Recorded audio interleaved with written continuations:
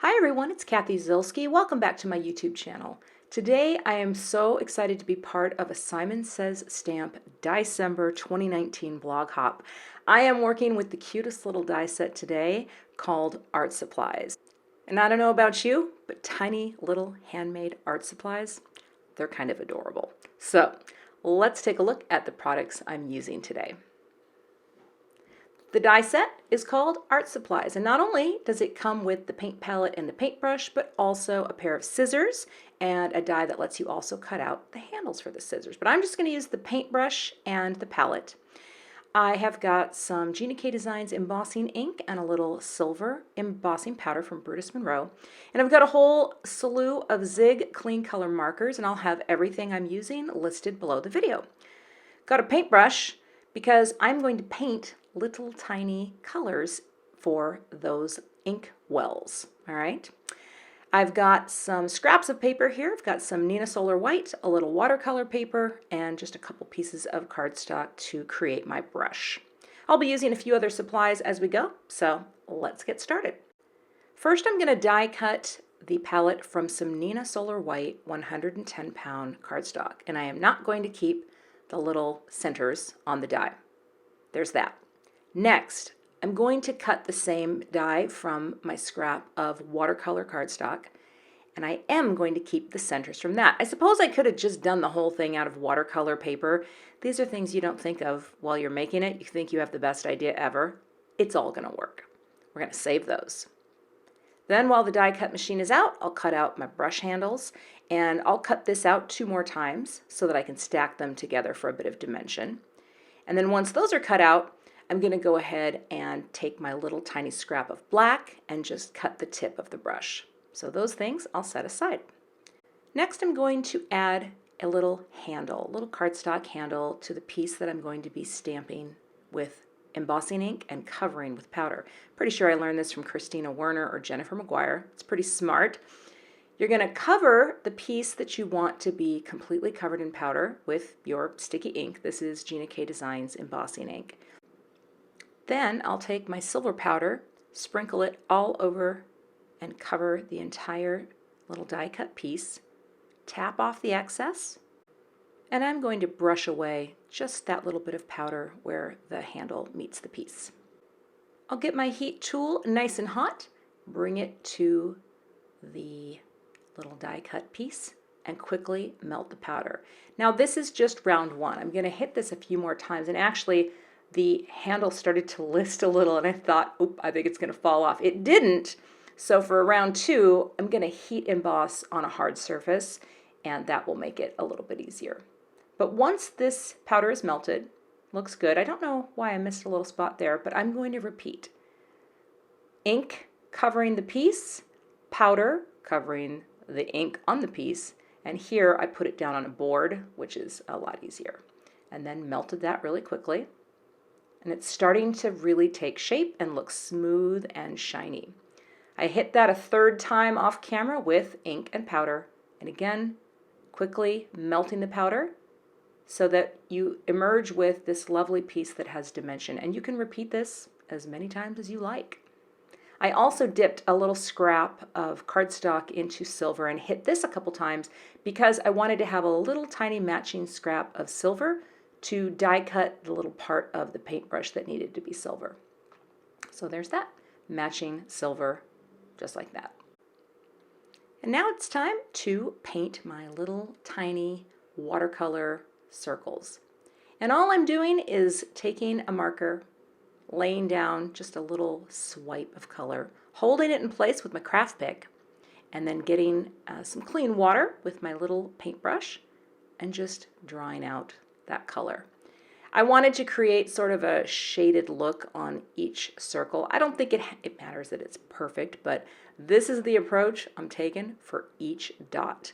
I'm just working my way through my rainbow of Zig markers, laying down color and drawing it out. The craft pick is actually really helpful because it lets you see what you're doing and it doesn't leave any marks behind on the watercolor paper itself. So you get the idea, right? Whatever markers you have, watercolor markers or just watercolor paints in general would look so cute just because, you know, it's a paint palette. Why not use watercolor paints? So there you have it, 12 colors. And I finished up and then just let these dry, for about 10-15 minutes so that they were ready to go into my palette wells. I took a piece of cardstock and trimmed it to size to match the size of the paint palette, added the dot runner, and have that facing sticky side up, okay, so that I have little wells that already have adhesive. And then I can go ahead and pop in each one of the little painted circles. It's kind of easy. Once you get going, the adhesive is already in there. So there you go, my rainbow popping in. And what's so great is there's dimension from the embossing powder that makes it seem like this is an actual palette with beautiful color popped inside. Next, I'll take the little paint die and I die cut out this tiny little part of the brush. And then I'm just going to use some liquid adhesive to stack 3 brushes together because I thought it would be nice to have a little bit of dimension on the brush. I'm going to go ahead and glue that down and repeat with the 3rd part of the brush as well. It's so tiny. Then I'm going to add the top of the paintbrush and then glue on the little silver, I don't know what that's called. What is the silver part called? It's like the binding. It's kind of what holds it all together. I don't know what it's called, but I do know how it turned out. The answer, kind of cute.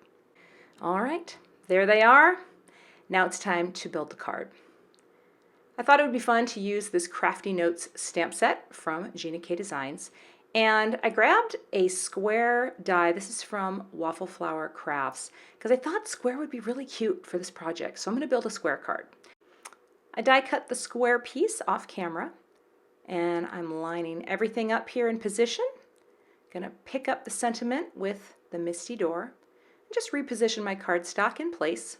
I'm going to ink this up with some black onyx ink and just press it down. That's why I love the Misty, is it allows me to stamp with perfectly even pressure and get a great impression. My cardstock is 8.5 by 4.25, so I will score it at 4.25, and I will give a nice press down with my Teflon bone folder to get a nice press on the cardstock.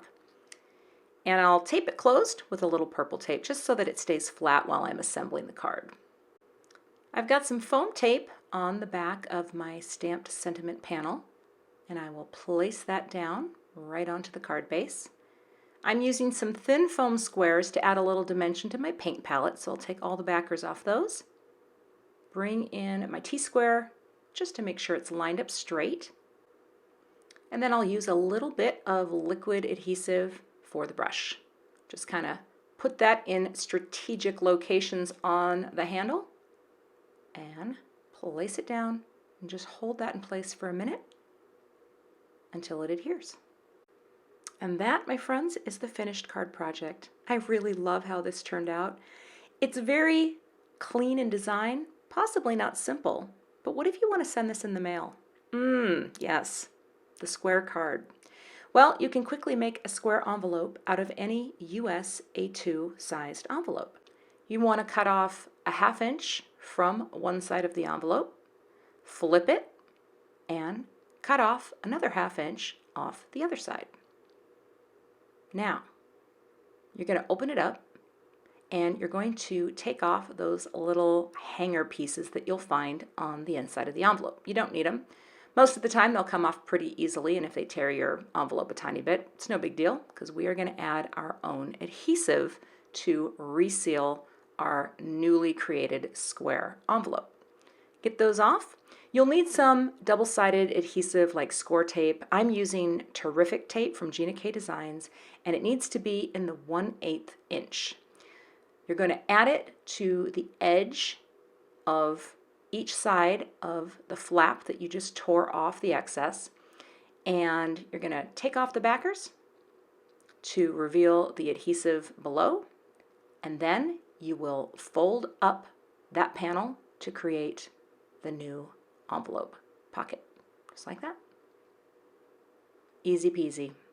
Then you can round the corners of the top part of your envelope. Any corner rounder will do. I have this little quarter rounder right there. Snip, and snip on the other side. It just adds a nice finished look to your envelope. And then the moment of truth. Will it work?